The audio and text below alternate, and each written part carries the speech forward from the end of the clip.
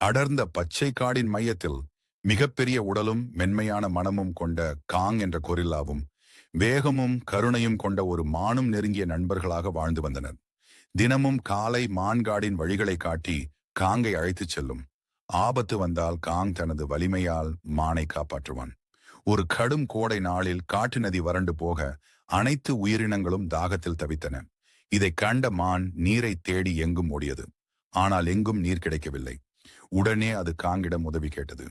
காங் மலைப்பகுதியில் மறைந்திருந்த பழைய ஓடை பாதையை கண்டுபிடித்து அதனை அடைத்திருந்த பெரிய கற்களை தனது பேராற்றலால் அகற்றினான். உடனே சுத்தமான நீர் வேகமாக ஓடி வந்து நதியை நிரப்பியது. காடு மீண்டும் உயிர் பெற்றது. மகிழ்ச்சி அடைந்த உயிரினங்கள் காங்கையும் மானையும் நன்றியுடன் பார்த்தன. மான் மரியாதையுடன் தலை வணங்க காங் புன்னகையுடன் நின்றான். அன்றிலிருந்து அந்த காடு ஒரு உண்மையை கற்றுக்கொண்டது. வலிமையும் கருணையும் ஒன்றாக சேர்ந்தால் எந்த சிரமமும் தீர்க்கப்படும். காங்கும் மானும் ஆற்றில் தண்ணீர் குடித்துவிட்டு காட்டில் சென்று கொண்டிருந்தது. போகும் வழியில் சத்தம் கேட்டது. என்னவென்று இவர்கள் சென்று பார்த்தபோது முயல் ஒன்று அடிபட்டு கிடந்தது.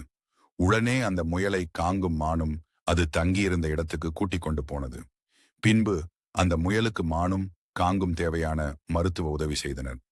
நாளடைவில் 3 பெரும் நல்ல நண்பர்களாக மாறினர். அடுத்த நாள் மூவரும் ஒன்றாக ஆற்றிற்கு மீன் பிடிக்க சென்றனர். காங் மட்டும் ஆற்றில் இறங்கி மீனை பிடித்து வெளியே தூக்கி போட்டது. பின்னர் மூவரும் சேர்ந்து அந்த மீனை சமைத்து சாப்பிட்டனர். இரவு வந்துவிட்டதால் மூவரும் நாளை சந்திப்போம் என அவர்கள் வீட்டுக்கு சென்றனர். அடுத்த நாள் சூரியன் மெதுவாக உதிக்க ஆரம்பித்தது. பறவைகள் எல்லாம் பறக்க ஆரம்பித்தது. குகையில் உள்ள காங் தனது இடத்தை விட்டு வெளியே வந்து நடக்க ஆரம்பித்தது. அது தனது நண்பர்களான மான் மற்றும் முயலை காங் தேட ஆரம்பித்து பாதையில் சென்று கொண்டிருந்தது. இடையில் தனது நண்பர்களை பார்த்து மகிழ்ச்சியாக பேசிக்கொண்டு காற்றில் வழியாக சென்று கொண்டிருந்தது. மூவரும் போகும் வழியில் ஒரு பெரிய மரத்தில் மாம்பழம் ஒன்றிருந்தது. மான் அதை பறிக்க சொன்னது.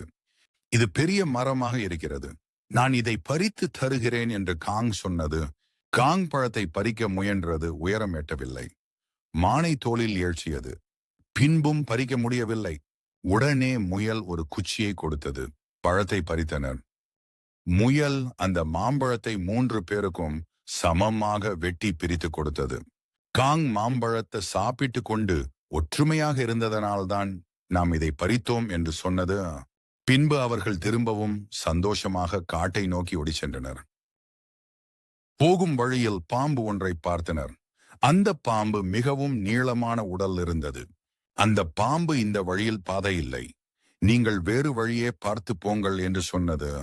காங் உடனே வேறு வழி எங்கு உள்ளது என்று பார்ப்பதற்காக மெதுவாக காட்டிலிருந்து சென்றது. பாம்பு உடனே முயலை மெல்ல மெல்ல அது போகும் இடம் வரை கொன்று சாப்பிட துரத்தியது.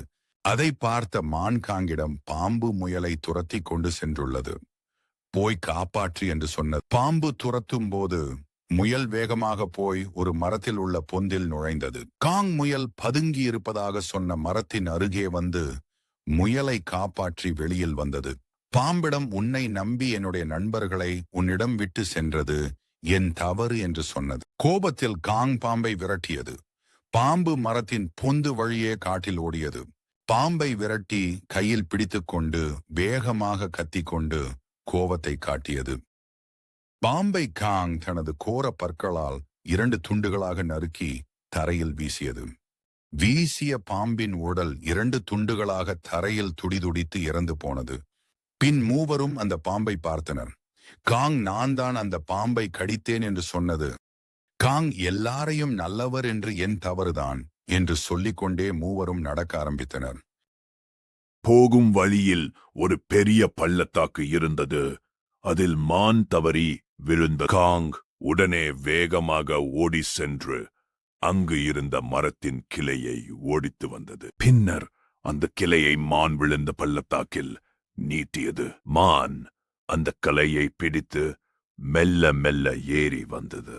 உடனே அவர்கள் மூவரும் அந்த பள்ளத்தாக்கு எப்படி வந்தது என்று யோசித்தனர். பிறகு மூவரும் சேர்ந்து ஆற்றில் குளித்துக் கொண்டு தண்ணீரை தெளித்து விளையாடினர்.